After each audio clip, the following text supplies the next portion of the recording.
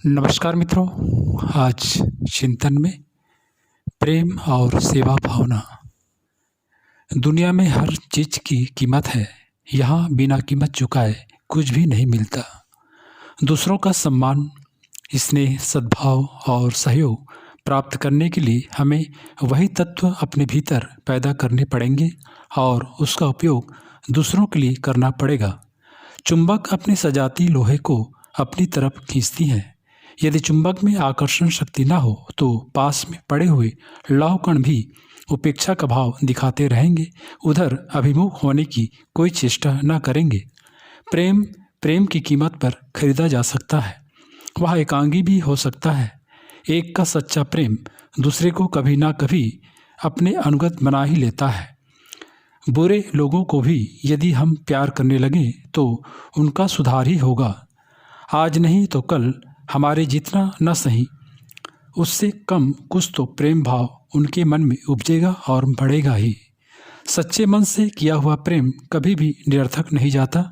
उनके द्वारा पत्थर की मूर्तियाँ और कागज के चित्र देवता बनकर हमें आनंद से ओतप्रोत कर सकते हैं, और तो फिर हाड़ मांस वाला सजीव प्राणी प्रत्युत्तर में सर्वथा प्रेमहीन कैसे बना रहेगा।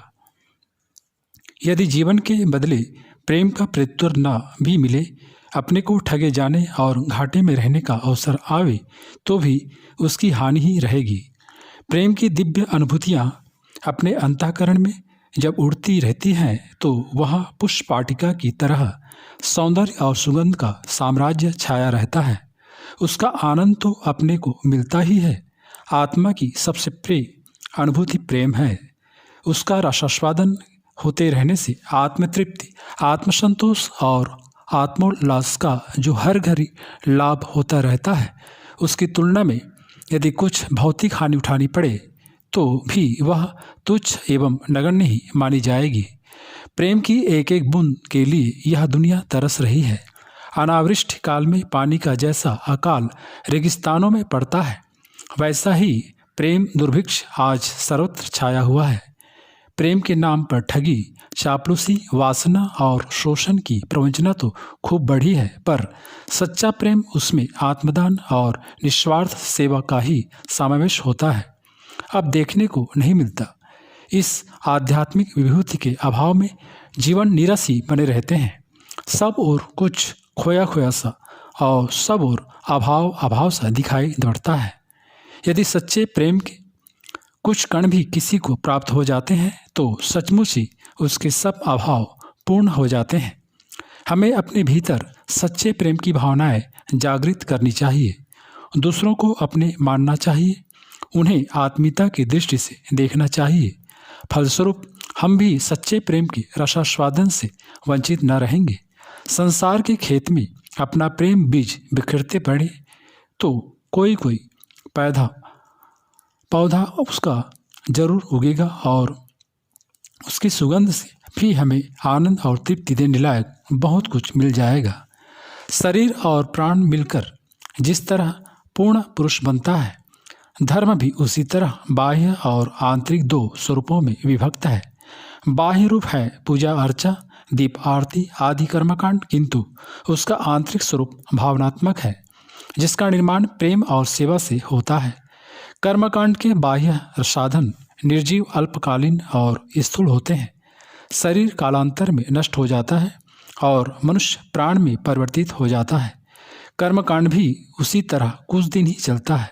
आगे तो उससे ऊंची भावनात्मक कक्षा में प्रवेश लेना पड़ता है, जहाँ मनुष्य को प्रेम और सेवा का पाठ पढ़ाया जाता है। धर्म प्रशिक्षण की परिपूर्णता जीवन को प्रेममय तथा सेवामय बनाने में ही आती है। इसके बिना धर्म मृत है, निर्जीव है। सेवा और प्रेम, इन्हीं से वह अपने सही स्वरूप में स्थिर हो पाता है। महात्मा गांधी का कथन है, धर्म का मतलब सत्य अर्थात ईश्वर की प्राप्ति है। धर्म प्रेम का पंथ है। फिर घृणा कैसी, द्वेष कैसा, मिथ्याभिमान कैसा। मनुष्य एक ओर तो ईश्वर की पूजा करे, दूसरी ओर मनुष्य का तिरस्कार करे, यह बात बनने लायक नहीं। मनुष्य दूसरों को नैतिक उपदेश ही देता रहे तो इससे किसी का काम नहीं बनता। समय पर सहायता मिलना, मुश्किलें और कठिनाइयां दूर करना उपदेश देने की अपेक्षा अधिक उपयोगी है। इसी से किसी को कुछ ठोस लाभ प्राप्त हो सकता है। यही ईश्वर की सच्ची पूजा है। किसी तालाब में एक बालक डूब रहा था। दैव योग से उसके अध्यापक उधर से गुजरे। बालक को डूबता हुआ देखकर सीढ़ियों पर खड़े होकर डांटने लगे, क्यों रे, मैंने तो मना किया था, गहरे पानी में नहीं उतरना चाहिए, फिर तू क्यों पानी में कूदा। भले आदमी पहले तैरना सीख लेता तब गहरे पानी में जाता।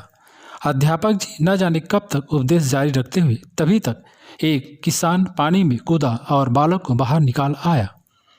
किसान बोला, पंडित जी, उपदेश स्कूल में दिए जाते हैं, यहाँ तो बच्चे को डूबने से बचाने की आवश्यकता थी। बेचारे अध्यापक की तरह उपदेशदाताओं की आज भी कमी नहीं है। ऐसे धर्म भी बहुत है जिनमें उपदेश और शिक्षाओं से किताबों की किताबें भरी पड़ी हैं। जगह जगह धार्मिक सभाएं भी खूब होती रहती हैं। नाटक, रामलीला आदि के द्वारा भी तरह तरह की शिक्षाएं दी जाती रहती हैं, पर सामान्य जनों के लिए उपदेशों का कोई प्रभाव नहीं होता। और तो और पोथीधारी पंडित भी व्यवहारिक तथ्यों का अनुशीलन नहीं कर पाते। इस दृष्टि से तो कबीरदास जी की ही वाणी सत्य और बुद्धि संगत प्रतीत होती है। उन्होंने लिखा है, पोथी पढ़ पढ़ जग मुआ, पंडित भया ना कोई, ढाई अक्षर प्रेम की पढ़ाई सुपंडित होए। पुस्तकें पढ़ लेने से ही कोई धर्मनिष्ठ नहीं बन जाता है। सच्चा धर्म तो प्रेम है, जिससे मानव मात्र के दुखों की अनुभूति होती है। किसके दुख में दुखी न हुआ वह भी कोई इंसान है। उसे तो पाषाण हृदय ही कहना अधिक उपयुक्त होगा। फिर उसने चाहे कितने ग्रंथों का अवलोकन क्यों न किया हो। हमारी आंखों के आगे से प्रतिदिन अनेकों प्राणी ऐसे गुजरते रहते हैं जिन्हें हमारी सहानुभूति की अपेक्षा होती है। भूखे प्यासे, वस्त्र विहीन, अशिक्षित, साधन विहीन हमसे सहयोग की आशा रखते हैं, किंतु कितना कठोर होगा वह मनुष्य जो इन्हें तनिक भी सेवा नहीं दे सकता। जो सेवा धर्म का सार है उसे ही लोग छोटेपन का चिन्ह समझते हैं। परोपकार से बढ़कर दूसरा धर्म नहीं, दूसरों की सेवा से बढ़कर परमात्मा की सच्ची पूजा और कुछ हो ही नहीं सकती। परमात्मा संपूर्ण विश्व में निवास करता है।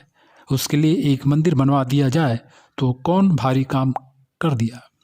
जो असंख्यों जीवधारियों को भोजन देता रहता है, उसके लिए भोग की थोड़ी सी मिठाई न भी मिले तो भी कुछ हर्ज नहीं। परमात्मा सबको जीवन दान देता है। उसे क्या भेंट पूजा चढ़ाकर भी कोई प्रसन्न कर सकता है। उसकी सच्ची पूजा तो सद्व्यवहार है।